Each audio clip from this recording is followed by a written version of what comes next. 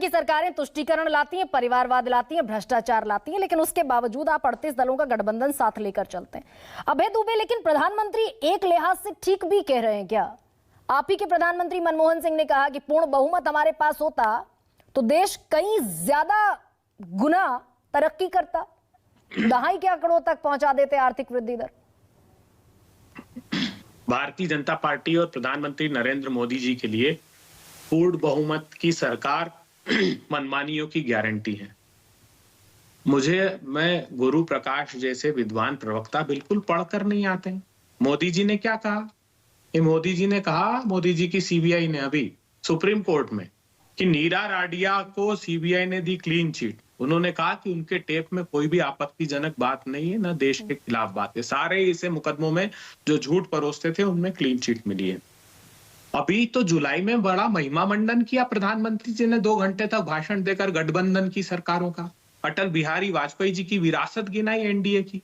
मई 1998 से 25 साल मई में होते थे, लेकिन प्रधानमंत्री जब घबराए, जब इंडिया के गठबंधन दल साथ आए तो उनको लगा ऐसा ना हो कि ये चुनाव में बहुत बड़ा नुकसान उनको हो जाए गठबंधन की राजनीति से, तो उन्होंने ऐसे दल इकट्ठा कर लिए जो 9 दल लोकसभा का चुनाव नहीं लड़े और 25 दल हैं जिनका एक भी सांसद नहीं है।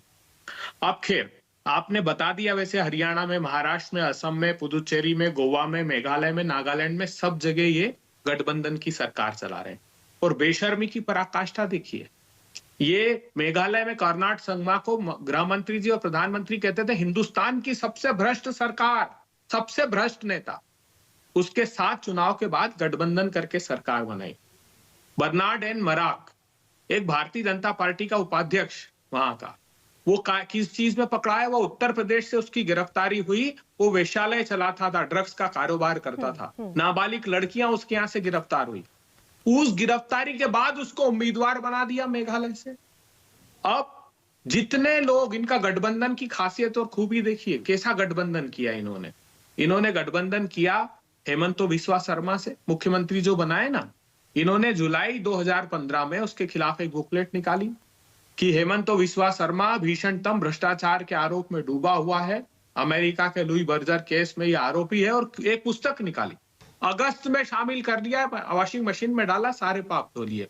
इन्होंने कहा कि ये जो मुकुल रॉय है, ये इसको कहा कि भाग, वहां प्रेस कॉन्फ्रेंस ली एक किताब निकाल करके, कि बोले ये शारदा नारदा केस में इनके अकाउंटों में पैसे जा रहे हैं और भाग मुकुल भाग सीबीआई आ रही है।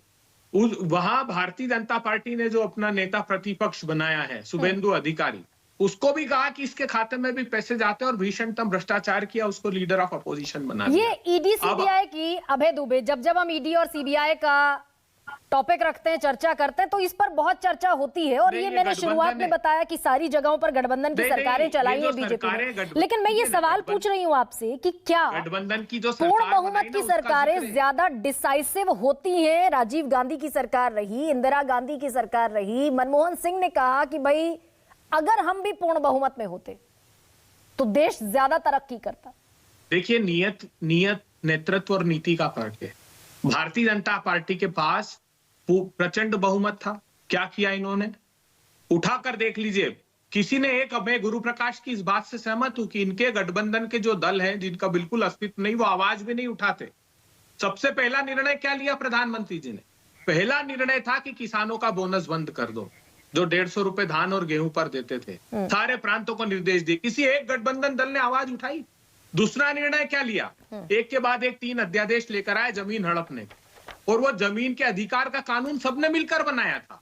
कांग्रेस पार्टी ने तो बनाया ही था, लेकिन सारे राजनीतिक दल, केसी त्यागी साहब गवाह इस बात के कि सब लोग सहमत थे। वो प्रधानमंत्री जी ने उखाड़ कर फेंक दिया, कोई बोला एक भी दल? कृषि के क्रूर काले कानून लाए, कोई बोला एक भी दल? नोटबंदी और गलत तरीके से जीएसटी लेकर आए, जिसमें आरबीआई की मिंट स्ट्रीट मेमो की रिपोर्ट ने कहा कि इस निर्णयों से एमएसएमई तबाह हो गया। आपको याद है किसी एक दल ने बोला? आपको याद है किसी एक दल ने बोला हो कि हमारे मेहुल भाई, हमारे नीरव भाई, हमारे विजय माल्या, ऋषि अग्रवाल, एक ने आवाज उठाई 5,35,000 करोड़ के बैंक फ्रॉस्टर से? 12 लाख करोड़ रुपए की नेटवर्थ इस प्रचंड बहुमत की सत्ता ने कमवा दी अपने धन्ना सेठ दोस्त को। एक ने आवाज उठाई, 2016 से डीआरआई का केस उसके खिलाफ, आदमी के खिलाफ चल रहा है। ओवर इनवाइसिंग का इंडोनेशिया से कोल मंगाया और यहाँ पर बिजली के दाम बढ़ाए। किसी एक ने नहीं, वो बोला आवाज अभय दुबे आवाज नहीं उठाई या आवाज नहीं सुनी गई, दोनों ही बातें हो सकती है। AK वाजपेयी ज्यादा